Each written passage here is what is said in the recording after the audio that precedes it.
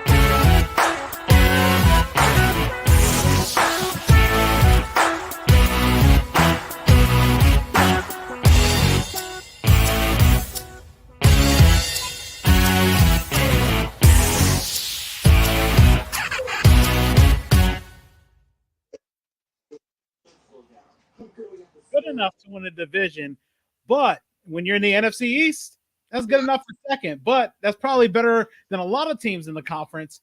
But as if you're a Dallas Cowboys fan, you feel a little disappointed, but you're going to the playoffs and you're in that search for that next ring.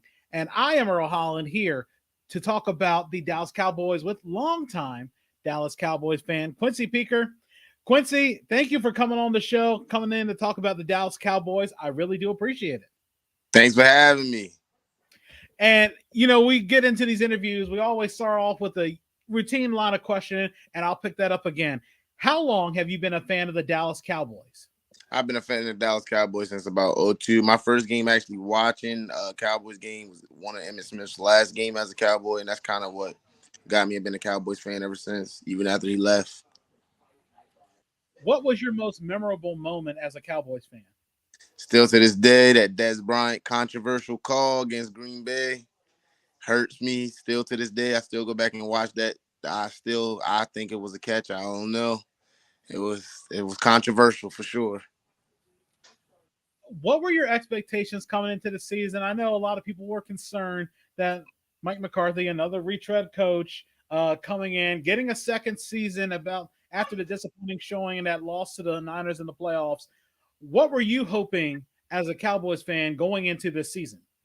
Well, first I was hoping that we would be NFC East champions again, to repeat the championship for like the first time since like '04 when the Eagles did it.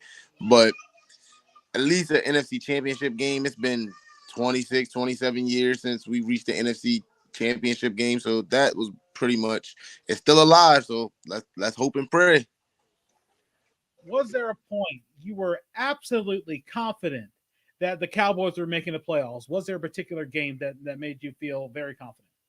After we beat the Vikings 40-3 and they were winning, everybody was like, oh, they're so great and they're going to do this and they're going to do that. And we came out and rolled.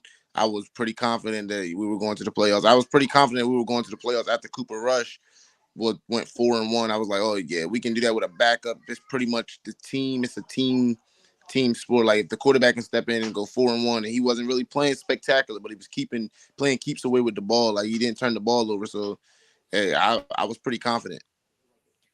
Was there a point you were worried about Dallas making the playoffs? Was it the season opener against Tampa Bay? Was it any of the Eagles games? Was there anything else that made you really worried? It was definitely the season opener against Tampa Bay. Dak Prescott gets hurt. Not sure how long he's going to be down. You don't know how long you're going to be without your starter quarterback. Like I said, and that's when Cooper Rush gave all Dallas Cowboys fans, he gave us something to hope for. Like he went 4-1. He did what he was supposed to do as a backup in the NFL. He lost to the Eagles. That was it. They were rolling a roll.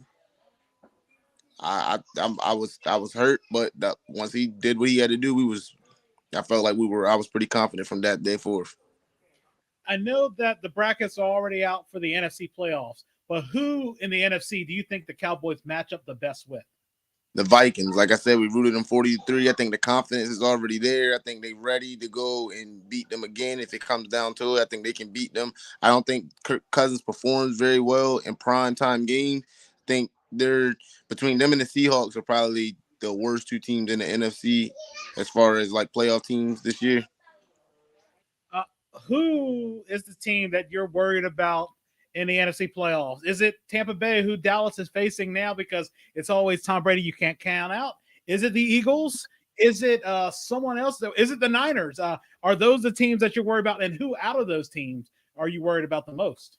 Well, of course, you worried about all the teams. Like the Eagles had the best record in the league, but I'm of course more scared of Tom Brady. Tom Brady is 7-0, I believe, against the Cowboys. Like he has never lost against the Cowboys, so of course that would be the most team scared of. But as far as like full bottom team, Brock Purdy's playing pretty good. Jalen Hurts is probably the most exciting player to watch right now, along with the best offensive line, top 5 defense.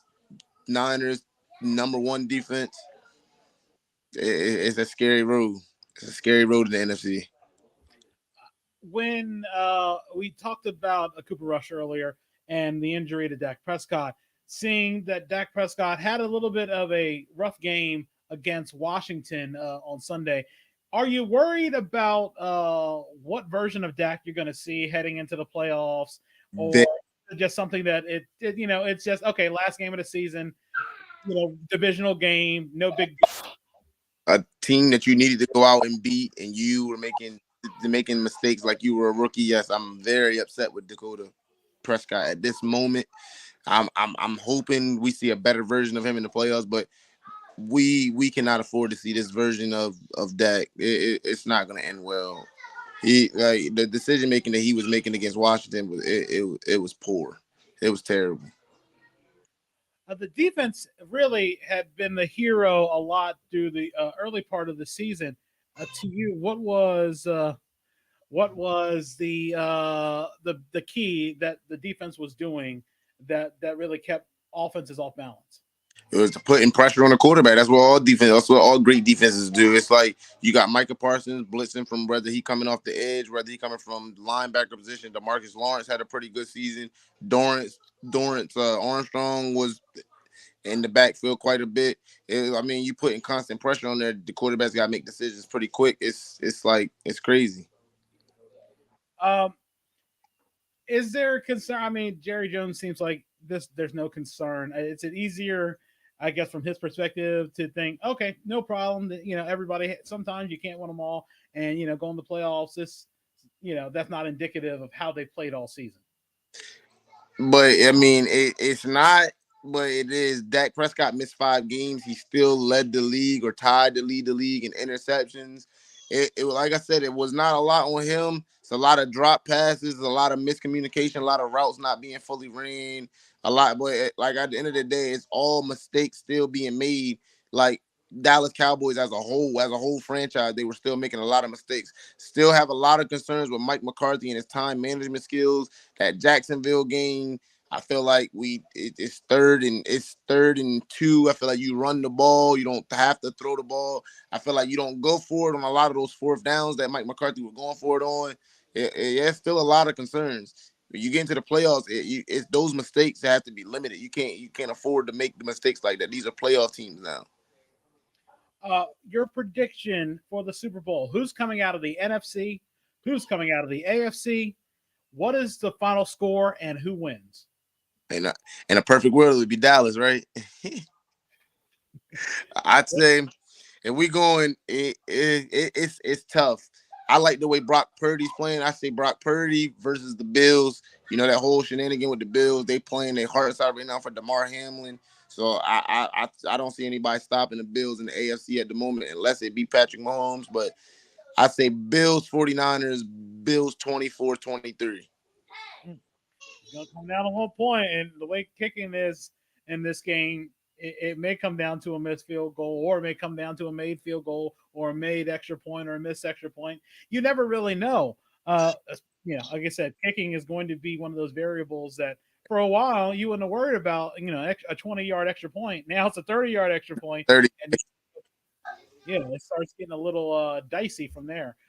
Before we wrap this up, and I appreciate you taking time out of your schedule to do this, what are ways people can reach out to you to talk Cowboys football? And do you have any shout outs or anything you want to give to anybody? Well, I'm on Facebook, as you know. You can always find me on Facebook. I'm willing to talk sports, any type of sports. If you want to talk sports, pretty much a sports guy. I don't really have any shout outs. I'm ready for these playoffs just like everybody else. All right, everybody, for my guest Quincy Peaker. Again, everybody, thank you for tuning in. We got more going on. We have two more tonight. We have the Seattle Seahawks with Dave Hudson, and we have the Kansas City Chiefs with Jeffrey McCoy, and we're going to keep doing that. And of course, then we have another batch of interviews tomorrow, and I'll read those off as well once we get into the tail end of our night, because we're going all the way through Friday, getting a bunch of interviews. You know, we're out there still looking for Chargers fans and Jaguars fans. Everybody's got to know somebody. Somebody's got to know a Jaguars fan. I don't care how far they are, the ends of the earth, all the way to the edge of the country, to Cuba or wherever. There's somebody who knows a Jaguars fan, and I think we can always do that. But again, for my guest, Quincy Peaker, I am Earl Holland saying thank you guys for listening. And again, we'll be back in a little bit. Thank you. Thanks for having me. Go Cowboys.